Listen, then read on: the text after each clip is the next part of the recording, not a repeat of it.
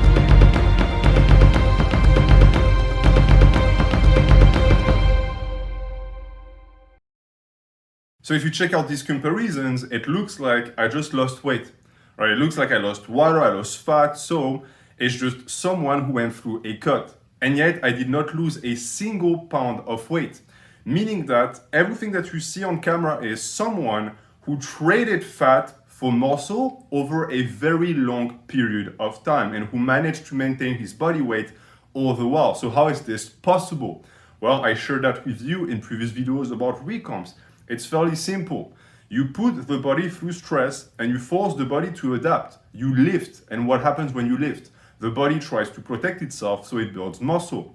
But because you're not giving it any extra fuel to build muscle with, it has to take from somewhere, and it's going to always prioritize fat reserves. And this is how a recomp works. Now, it's no superpower, it's super slow, but it's absolutely doable. And I'm very happy I went through it because many people don't believe in the power of recomps. They think that if you don't eat at a caloric surplus, it's absolutely impossible to gain muscle. And I think I proved the opposite. I look bigger now than I did 3 years ago, even though I did not gain any weight. The only thing I did is I removed the excess fat and I put in its place quality mass. Just looking at the abdominal wall, you can clearly see a massive difference in six-pack. The waist is also much trimmer, and that is because if you look at my physique 3 years ago, I had massive love handles, and these love handles are pretty much gone.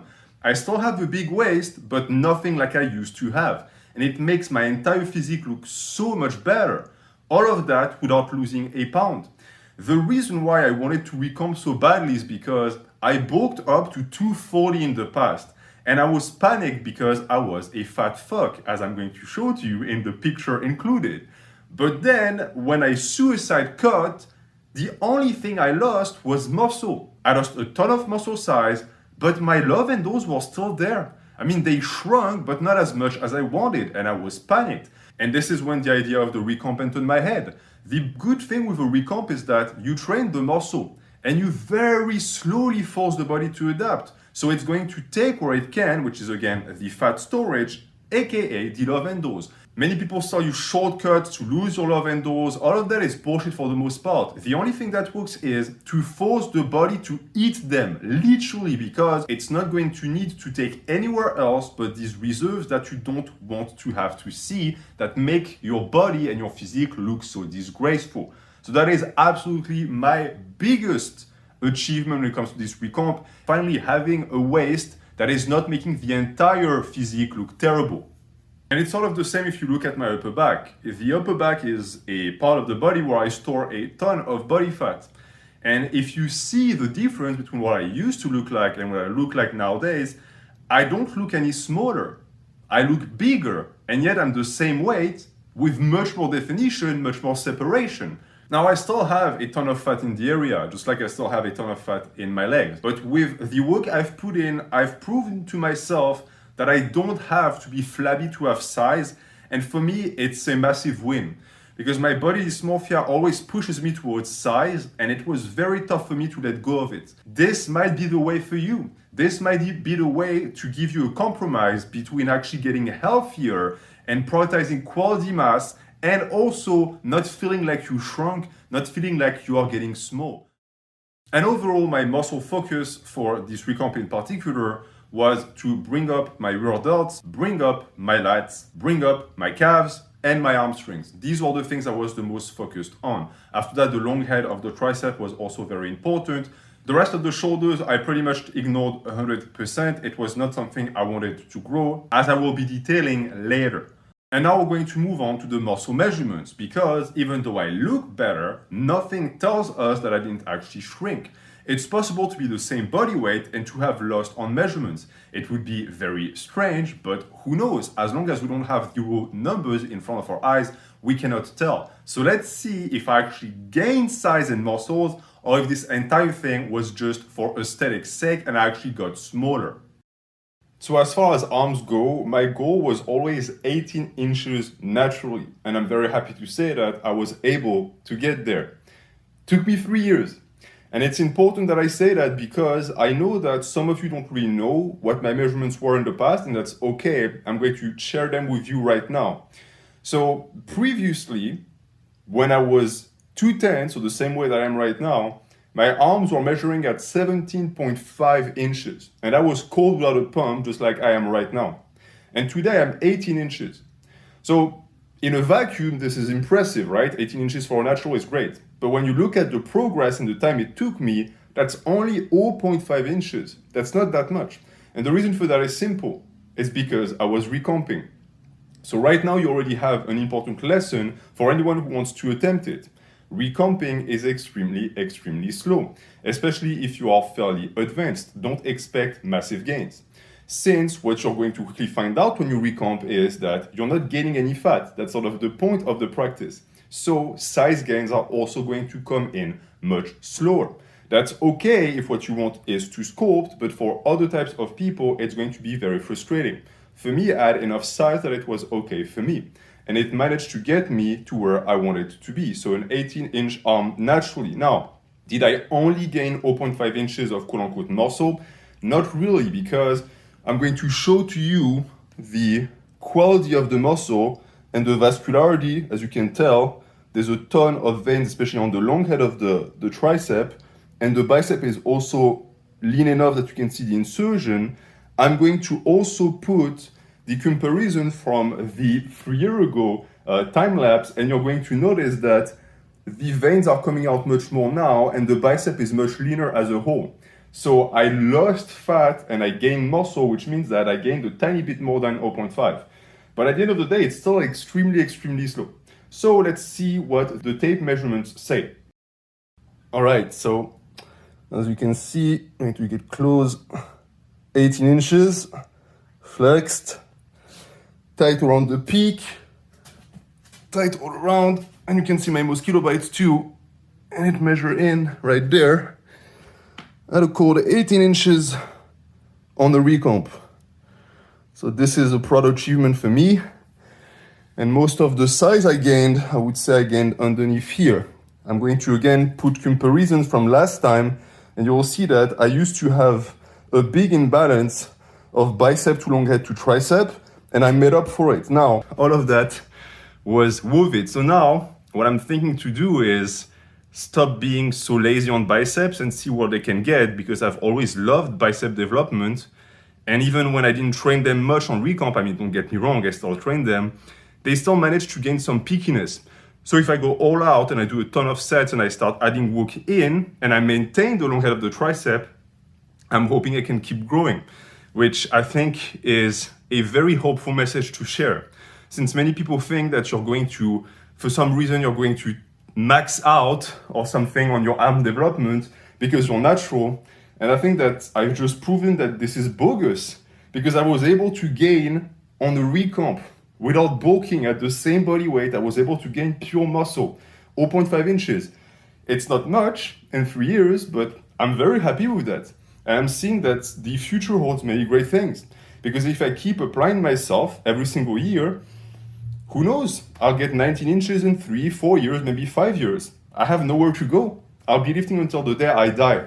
So I hope and I believe that 20 inches naturally cold, without a crazy pump, just normal physique, is achievable for an Addy. And I hope that you will still be there the day I achieve that, and I will keep you updated as well. All right, next measurement up is forearms. Now, to be honest with you, I didn't really go back and check what I used to measure in. I vividly remember some of the muscle groups because I didn't really care. It's something that I must be upfront with right now. The reason why I never updated the Road to Bigger Muscle Group playlist is because at some point I realized it was a waste of time, and I'm going to tell you why. Some of you might already know why. It's because recomps are so slow that me measuring all the time was just bumming me out, even though my entire physique was rapidly evolving and I was looking better by the day. So I just stopped, and at this point today, when I was going to make the 50K special, I thought to myself, okay, let's measure them. So I have no idea what the forearms measure in. The only muscle group I know is the bicep because I'm obsessed with arms, but let's discover today together how my forearms are doing. I just trained them and I don't really know where they are, so let's see. So for forearms, as you can see, it looks to me like I'm measuring in close to 15, or we'll say 14.5, all the way right there. Yeah, close to 15. Yeah, and I think, I'm not sure, but I think I was 13.5. And with forearms, I'm pretty sure that it was complete yo-yo. It was all over the place non-stop because I made some pretty big mistakes I corrected, and I shared with you guys all of the things I did poorly in the videos I made about forearm training. So my biggest mistake for forearms, and maybe you can avoid doing it as well, is my frequency was all over the place, and I realized one thing with forearms.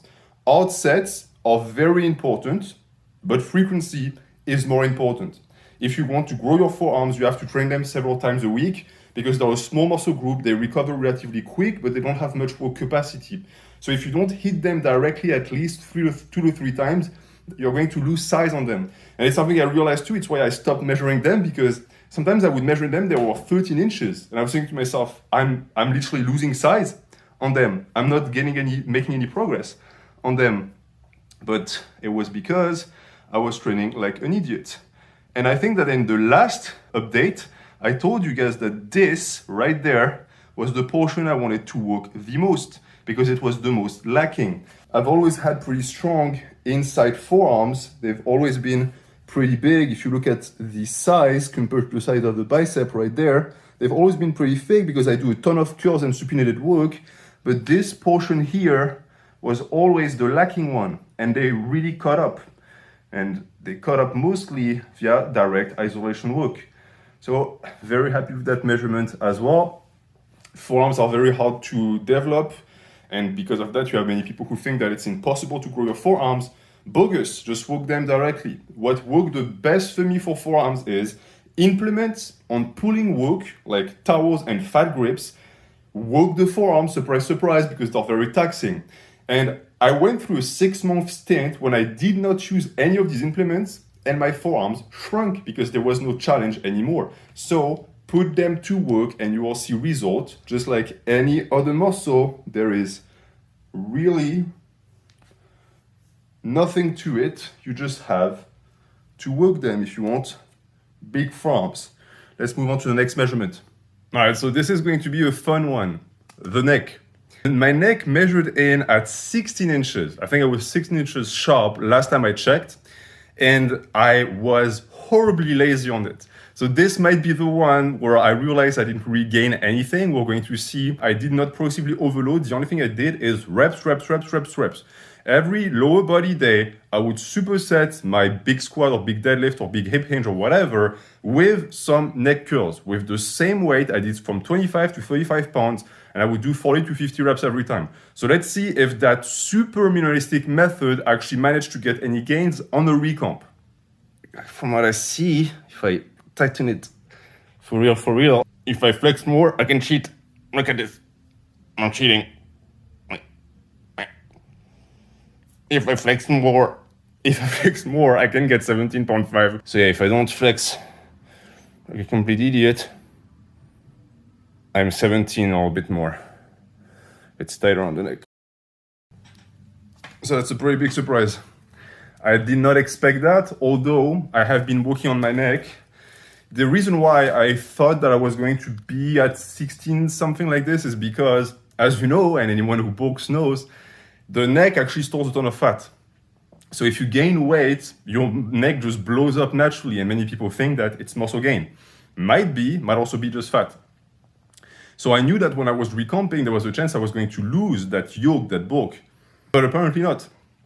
Which makes sense too, because I never train neck directly, meaning that I have one good body part genetically, and that is my neck. If you go back to my transformation video that's in the description, you will notice that my neck was the one body part that expanded for no reason, weirdly, and it was 16 inches with no work. So I've started doing neck curls for the first time 3 years ago, and I went from doing them with 5 pounds to 35 pounds for reps. So I guess that's where the inch came from. Going to be honest with you, with this size neck, pretty thick, nice definition here, I'm satisfied. I might just keep doing what I'm doing to maintain and not bother with it at all because I'm simply not interested. But again, the size and the proof that if you want to gain muscle size on the neck, there's no three way around it, just work on it.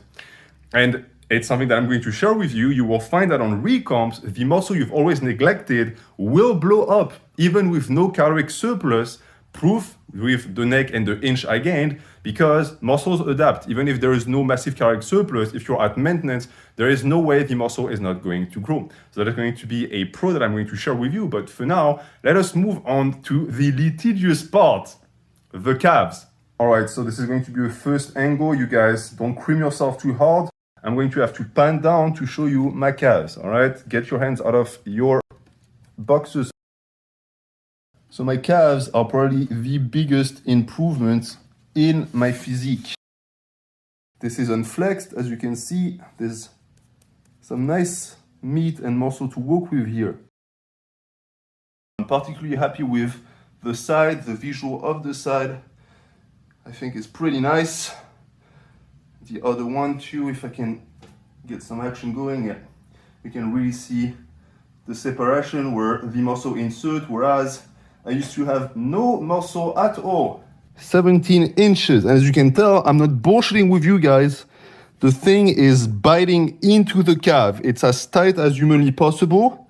18, all right? And again, if I just put it and I don't flex, right? It's unflexed. 17 inches. 18 is right there.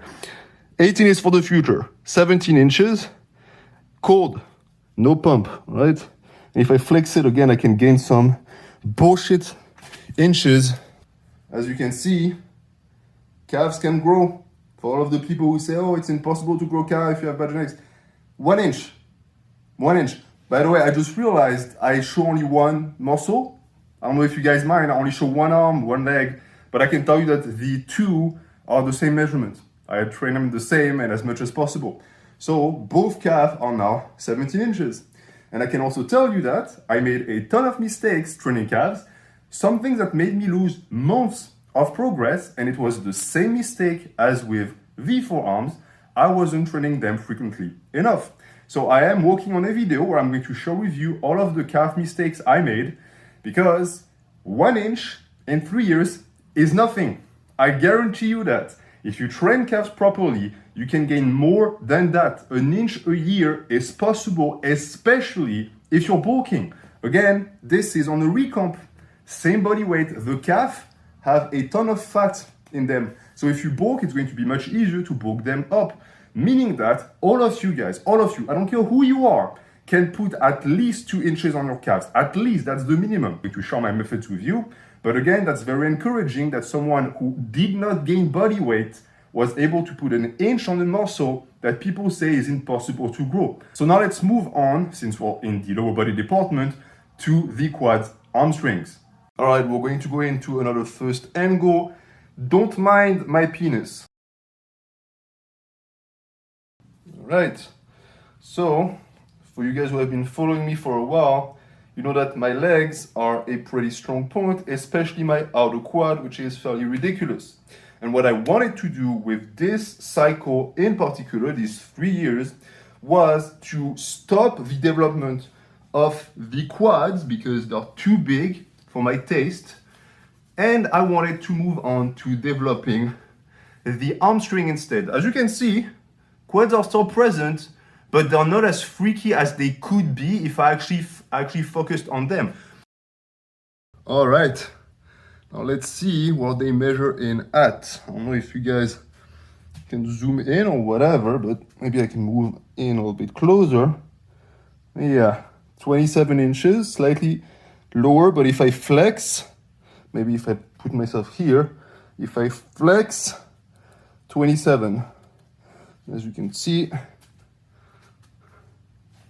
tight, no bullshit, tight all around. Now, this is 1 inch bigger than what I was last time. So in 3 years, I gained 1 inch. In terms of performance, some lifts went up and some just stabilized. And usually it coincided with the muscle groups I was focusing on. So for example, since I wanted to grow my hamstrings and my longer of the tricep, I gained a ton of strength on hip hinges and all sorts of triceps extensions. Whereas movements like the bench or the curls stabilized for the most part, meaning that I gained 5 or 10 pounds on each lift, but it never really went anywhere, and that was by design. This is an important lesson for anyone who wishes to recomp. This is not a bulk, you're not going to get stronger overall. You're going to have to pick your battles. And it's sort of the same with size. If you look at my chest and my arms again, they look tremendously better, but I'm pretty sure that muscle groups like the pectorals or the biceps did not grow much. They just look tremendously leaner than they used to be. I'm actually very happy that the muscles I focused on managed to grow without a caloric surplus. To be honest with you, I had no idea whether or not it was going to work because it was my first recomp ever and I was fully prepared to not gain any size at all. My number one focus was to look better. I know it's a strange mindset to have, but this is the one that you need to espouse if you're going to recomp. If you obsess over measurements, it's not going to work. I speak from experience. The first year of the recomp, I was checking the measurements all the time because I was dedicated to grow and to reach the arbitrary numbers I set for myself. And I quickly found out one thing. I was not going anywhere. My measurements were not going up. If anything, I was shrinking. And that's for a very simple reason. The first year of the recomp, you lose fat very fast, especially if you are high body fat. And therefore, the muscle simply cannot catch up. You cannot add muscle at the pace where you lose fat. It would be absolutely ridiculous. And so this is when I just chose to stop looking at measurements, just focus on performance and focus on the mirror. And I'm extremely happy I did, because after those 3 years, I actually progressed in terms of muscle size. Whereas if I had let the stress and the anxiety of losing mass get to me, I would have quit the recomp and I would have never gotten the gains I managed to acquire. At the end of the day, I think that the best thing I got from this recomp was better mental health, but most importantly, better health overall. Yes, I look better. Yes, I got bigger. But most importantly, I feel better on a daily basis. I don't have any pains. So if there is one thing I'm going to remember from this recomp, it's not the bigger arms, it's not the shreds, it's the way it made me feel. So what's next for my physique? Well, as you've come to understand, I think I am done with recomps.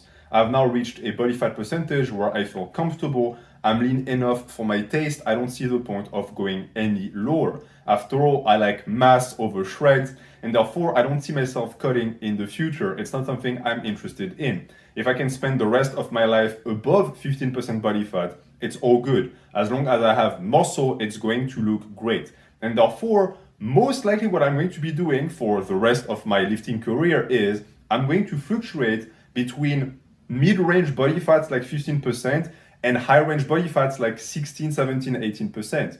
It's not much of a difference, but keep in mind that when you weigh 210, that means a lot. These proportions means a lot. And it's also the reason why I was able to recomp for 3 years. Most people would never be able to do that, but I had so much fat on my frame that I had plenty of things to trade for muscles, and so I was actually able to milk that phase for a super long time. But it's now time for me to turn my back to it. And the next phase, what I think is going to happen is I'm going to enter a bulk.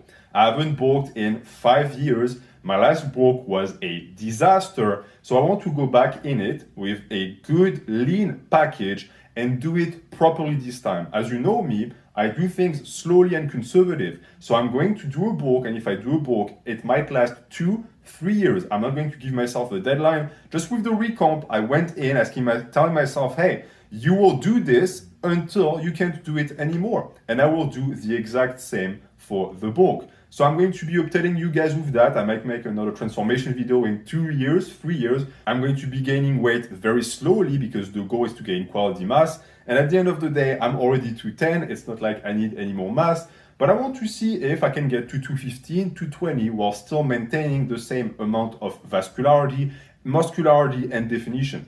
So as you've come to understand, I'm trying to prove the impossible again. I proved that it's possible to gain muscle, pure muscle, on a recomp without gaining a single pound of body weight and without eating in a caloric surplus. And now I want to prove that it's possible to do a lean bulk where you gain mostly muscle and almost no fat. And if you gain fat, you gain intramuscular fat, which at the end of the day just makes you look bigger and not worse. And then for the physique, there are certain muscle groups I want to focus on. For example, the quads. I've been very lazy with my quad development, but because I'm going to be getting a belt squat machine, I'm going to be able to focus on it once more without overloading my lower back. So that is one thing that I'm going to look forward to get even bigger legs going forward. I don't have any ideas and any measurements that I want to shoot for. Right now, it's still a blur. I want to enjoy what I've built without jumping into a new phase of natural hypertrophy. And another muscle that I've been neglecting for a long time and that I think it's time to build up again is my shoulders. They're not too shabby, but they're definitely small. Now, it's always in line with what I want to look like, but since my arms have massively grown and they have started to outgrow them for real, I think that I can allow myself to do some vertical presses again, a lift that I love to do, but I completely stopped doing because it was putting too much size on my shoulders. So that is going to be it for this transformation video. Thank you for watching, and once again, thank you for everyone who has subscribed. I have a ton of very interesting projects that I cannot wait to share with you guys. Stay lifting, stay natty, and have a good night.